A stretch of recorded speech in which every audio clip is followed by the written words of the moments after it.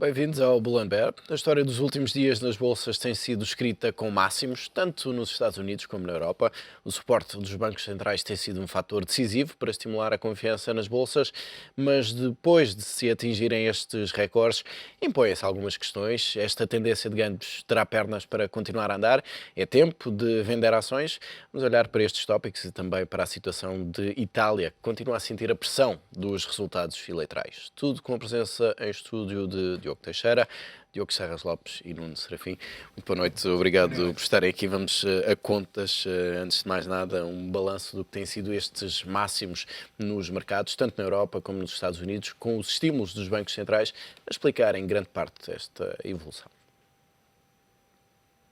Nos mercados o sinal tem sido positivo e depois do Dow Jones e do japonês Nikkei, agora foi a vez da Europa chegar a máximos desde o crash de 2008.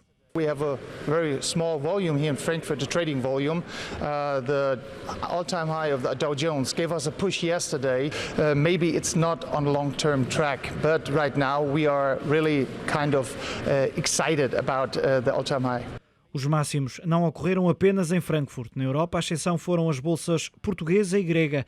As restantes foram impulsionadas pelos resultados melhores do que o esperado de cotadas, da melhoria do PIB norte-americano e dos estímulos dos bancos centrais. The Eurozone leaders have worked out that if you can keep debt borrowing costs at 350-year lows, then you can have as much debt as you want because it's basically interest-free and being rolled over. Mesmo assim, são poucos os que acreditam que o otimismo se mantenha por muito tempo na Europa. No horizonte mais recente está a crise de dívida da região da moeda única, que pode ser novamente disputada, agora pela turbulência em Itália. The European economy isn't looking any better this year than it was last year. If you look what happened last year in terms of market expectations, they were expecting 14% earnings growth from Europe, and it delivered something like -6%. As atenções centram-se novamente nos bancos centrais, com um destaque para o BCE, que acreditam os analistas deve fazer mais para ajudar a economia enfraquecida do euro. Vamos olhar então para esta tendência. Diogo, normalmente quando se olha para a curva de evolução dos mercados, há sempre um ponto em que entram os investidores institucionais e depois há outro ponto muito mais acima em que entra o pequeno investidor. É nessa fase em que estamos? Sim, não sei se é nessa fase em que estamos, não acredito que seja nessa fase em que estamos, mas há de facto a tendência de entrada quando toda a gente está muito otimista e portanto não quando ver... estas notícias começam a surgir muito nos jornais. Exatamente, quando se começa a falar de ações, não é? Aquela velha história de entrar no táxi e ter o taxista a falar do mercado acionista é uma boa altura para eventualmente sair. Bom, o que tivemos a crise financeira global, não é, de 2000 que começou em 2007 e teve o seu pico, digamos assim, pelo menos de eventos em 2008 e os mercados de facto tiveram um comportamento muito negativo durante esses anos. Temos neste momento os mercados norte-americanos a recuperar na totalidade essas perdas que existiram e, por exemplo, o S&P fez qualquer coisa como 129% de retorno desde o seu ponto mínimo que foi a 9 de março de 2009 e está de facto agora a apenas 1% daquilo que são os seus máximos, refletindo efetivamente uma recuperação bastante significativa daquilo que é a economia norte-americana e isso tem impacto quando olhamos para a performance dos mercados acionistas europeus versus a performance dos mercados acionistas norte-americanos, em que há uma diferença muito significativa, particularmente nestes últimos 3 anos. Agora, o nível de mercados, digamos assim, embora os pontos que os índices atingem sejam valores absolutos, não devem ser olhados apenas como valores absolutos. É certo que estamos aos níveis, por exemplo, no S&P que estávamos em 2007, mas se olharmos para aquilo que são os resultados das empresas que sustentam esses níveis de avaliação dos mercados acionistas, os resultados das empresas estão claramente acima daquilo que se verificava em 2007. Quer isto dizer que o nível de avaliação dos mercados em 2007 era consideravelmente mais alto do que aquilo que é o nível de avaliação atual. Claro que o comportamento dos mercados é sempre uma incógnita, não? E está sujeito a, enfim, imensos fatores, alguns dos quais económicos, mas nem todos efetivamente económicos. Não é o nível, não é o facto de termos batido máximos em termos de Dow ou de S&P que me faz estar mais negativo em termos de mercados acionistas. Continuo a achar que os mercados europeus ainda assim têm um nível de avaliação bastante mais atrativo do que os mercados norte-americanos e que efetivamente a termos em cima da mesa um cenário de evolução positiva da economia norte-americana, conjugada com o apoio dos bancos centrais, que ainda a semana passada tivemos vários responsáveis a dizer que não se ia embora tão cedo.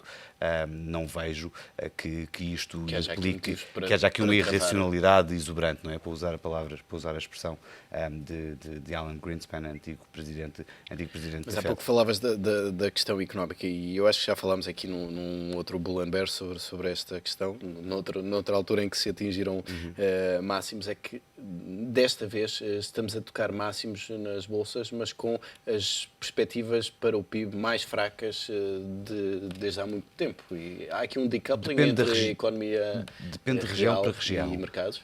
Claro que estas políticas de fornecimento de liquidez aos mercados por parte dos bancos centrais têm como principal, enfim, não objetivo, mas como principal consequência a inflação daquilo que são os mercados financeiros. Aliás, essa é uma das questões interessantes, é que não se vê inflação em lado nenhum, mas em termos de mercados financeiros, em termos de valores, tanto de taxas, tanto de obrigações como de ações, vimos efetivamente comportamentos muito positivos daquilo que são os principais ativos. Agora, a economia norte-americana está acima daquilo que foi o seu pico de atividade em 2007, tendo ultrapassado esse pico, creio eu, à volta do início do ano 2012. E, portanto, não estamos a falar de uma região, por exemplo, como a Europa, que efetivamente não conseguiu ainda atingir, ou a maior parte dos países não conseguiram ainda atingir aquilo que era o seu nível de atividade económica pré-crise, e isso, aliás, reflete-se no comportamento dos próprios índices. O Eurostoxx 50, por exemplo, está 40% abaixo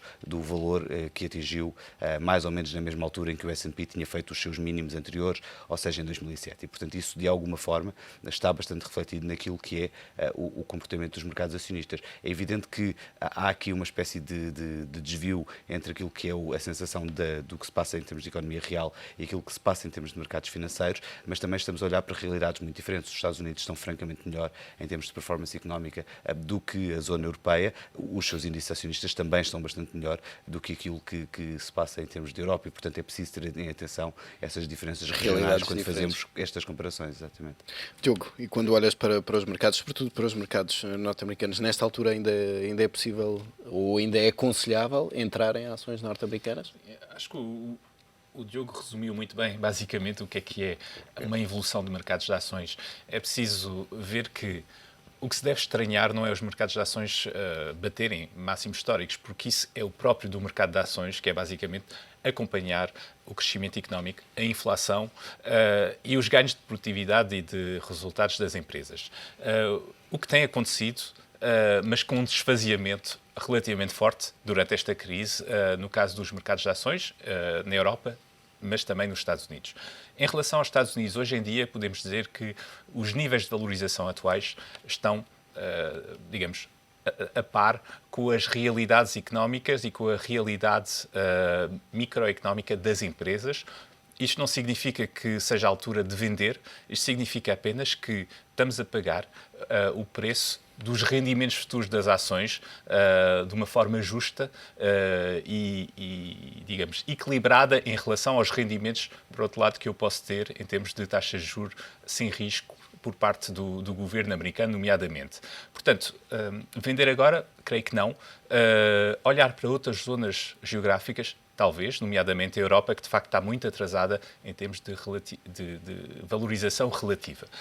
Agora, eu francamente hoje tenho muito mais vontade de continuar a apostar em ações sejam elas americanas, do que em obrigações do Estado americano. E é isso que explica também um bocado esta performance, Sim, é a ausência normal. de alternativas de investimento É nesta normal. altura. O impacto do quantitative easing, nomeadamente americano, foi, mas também do lado europeu, foi essencialmente baixar as taxas de juros dos ativos sem risco, portanto as taxas de juros dos emitentes, sejam ele o governo americano ou os emitentes dos governos europeus.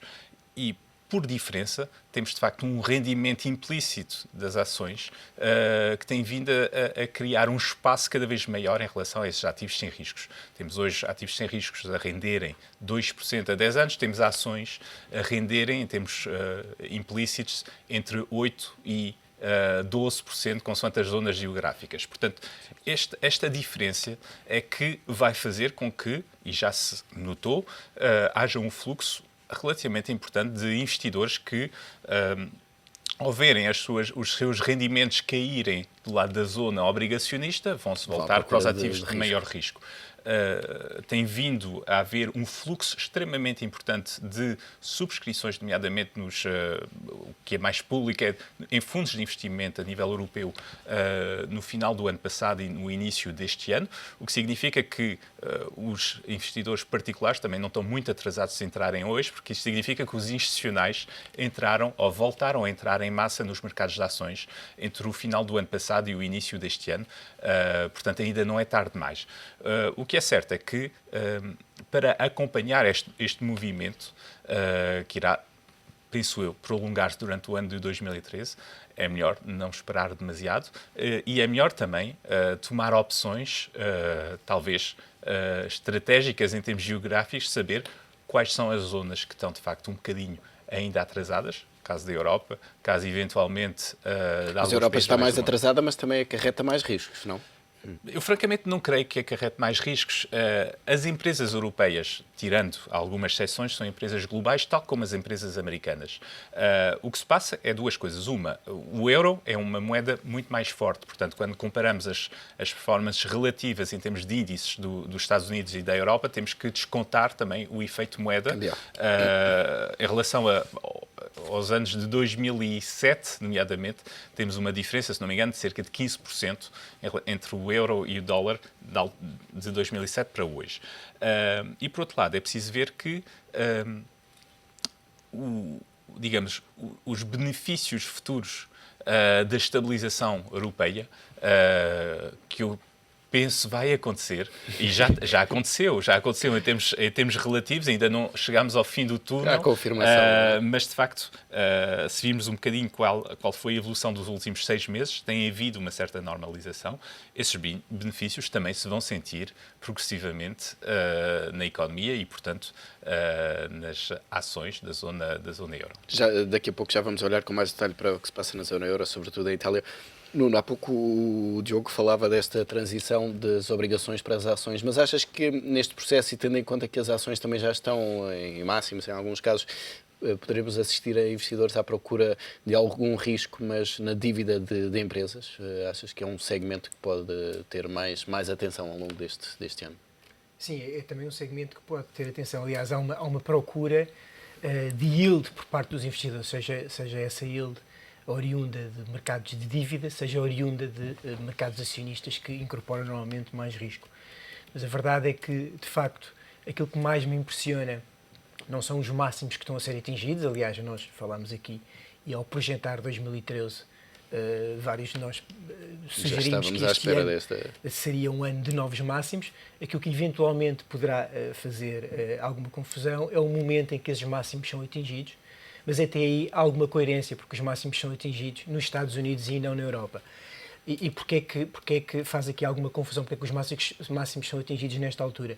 Precisamente porque dista apenas uma semana, 2 semanas, após a divulgação de más notícias, nomeadamente na Europa, com as eleições italianas e ao sequestro fiscal nos Estados Unidos, coisa que estaria mais ou menos incorporada, tal como ficou mais ou menos subjacente pela atitude dos investidores, que não hesitaram em derivar e influir o seu dinheiro para os segmentos de maior risco.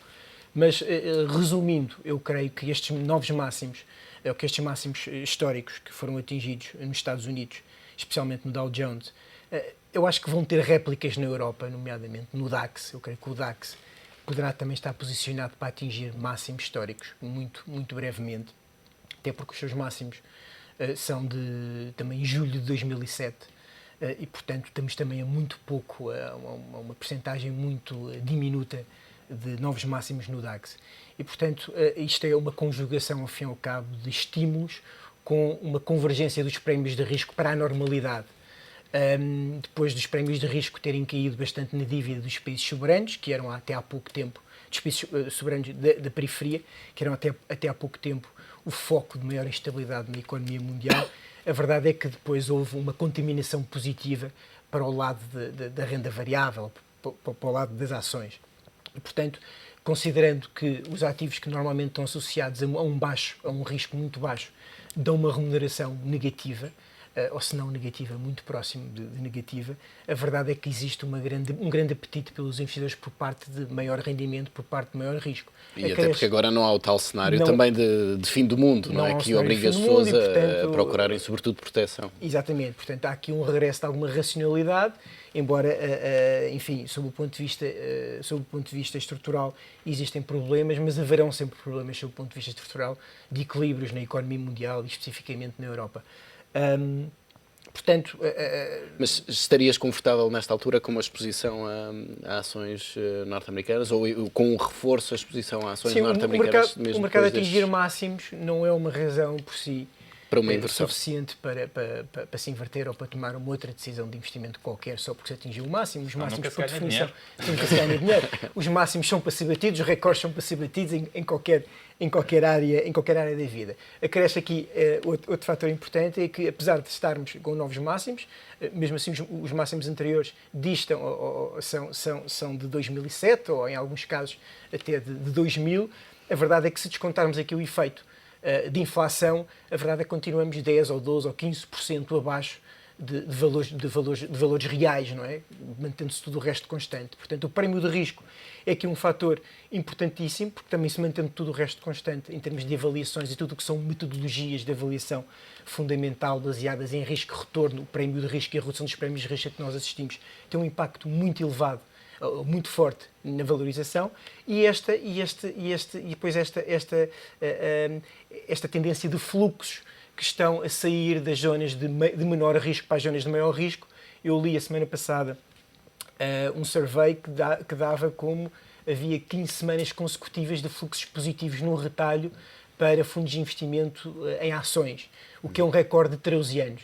E, portanto, eu acho que isto é uma tendência que vai prosseguir, é uma tendência que vai continuar, não digo acentuar-se, mas que irá continuar no tempo, a não ser que exista aqui algum evento absolutamente chocante que possa influenciar uma alteração do comportamento, mas não me choca continuar a investir em ações, quer na Europa, quer nos Estados Unidos, ambos têm potencial e até nos mercados asiáticos, nomeadamente o Japão, que era um mercado que era considerado... Sim, não falámos desse, mas também está em máximos. Está a atingir e esse aí continua a ter um potencial e se olharmos para os 2 meses anteriores, vemos que o mercado subiu 20 e tal % e, portanto, não é por isso que deixemos de olhar para o Japão só porque subiu muito nos últimos 2 meses. O Japão, aliás, é um caso curioso. O Nikkei atinge, creio eu, os 38 mil pontos em 89 e, portanto, aí é que estamos a falar efetivamente de história mais antiga, digamos assim, e neste momento anda ali à volta dos 12 mil pontos e, portanto, está a 1/3 do valor que efetivamente atingiu, enfim, num contexto, obviamente, de bolha japonesa. E o Japão inflação também, não é? Exatamente. Agora, esta questão aliás, o 2013 era um ano em que se falava muito da grande rotação, da tal saída dos mercados obrigacionistas para os mercados acionistas. E o que é interessante é que, pelo menos pelos dados que até agora existem, essa rotação ainda não aconteceu efetivamente. Está a entrar bastante dinheiro em termos de fundos de investimento de ações, e isso é um facto, mas não está a sair, aliás, pelo contrário, ainda há entradas também de dinheiro em fundos de obrigações. Bom, de onde é que o dinheiro está a vir? Que a pergunta que se impõe. Exatamente. Dado que os investidores não têm a capacidade de emitir dinheiro como os bancos centrais, digamos assim, ele tem que vir de algum lado. Está a vir das zonas mesmo menos arriscadas do mercado, nomeadamente todos os fundos de mercado monetário, depósitos a prazo, todas essas aplicações que tipicamente têm muito menos risco e que efetivamente estão a ser realocadas a mercados acionistas neste momento, e também há algum dinheiro a vir de matérias-primas, embora essa seja uma área, enfim, que concentra muito menos investimento e, portanto, também com muito menos capacidade de alimentar estes fluxos de mercados acionistas. O que é interessante aqui é verificar também que as alocações a ações por parte dos investidores institucionais estão manifestamente abaixo ainda daquilo que foi a sua média histórica. Digamos que 2007, 2008 criaram aqui um contexto muito negativo para o investimento em risco e, portanto, muitos dos investidores institucionais baixaram aquilo que eram as suas alocações típicas a ativos de risco. Temos que nos lembrar também que a crise de 2008 vem na sequência da bolha tecnológica de 2000. Parece muito tempo, mas para investidores institucionais foi a segunda vez em menos de uma década que tiveram, enfim, perdas significativas por causa da exposição ao mercado acionista e, portanto, há aqui fatores técnicos, efetivamente, que podem dar força aos mercados acionistas. A questão da atividade económica, digamos que a correlação entre mercados acionistas e números de PIB não é nada linear, nem sequer é muito positiva, digamos assim. Há muitos fatores que jogam aqui pelo meio, nomeadamente o facto de, por exemplo, mais de 30% das empresas do S&P não estarem ligadas diretamente àquilo que é a economia norte-americana, estão ligadas a outras zonas do globo. O globo continua a crescer a taxas bastante interessantes, estamos a falar de crescimentos à volta dos 3,5%, muito diferente daquilo que se passa na Europa. E, portanto, as empresas que efetivamente têm a capacidade de chegar a estes mercados têm a capacidade de gerar resultados e, no fim do dia, é isso que conta, ou isso que deveria contar, pelo menos, para as avaliações dos mercados acionistas. Muito bem, vamos aproveitar para fazer aqui uma pausa neste Bull and Bear. Na segunda parte vamos olhar para a situação de Itália e também para algumas preocupações que já começam a surgir em relação à Alemanha. Até já.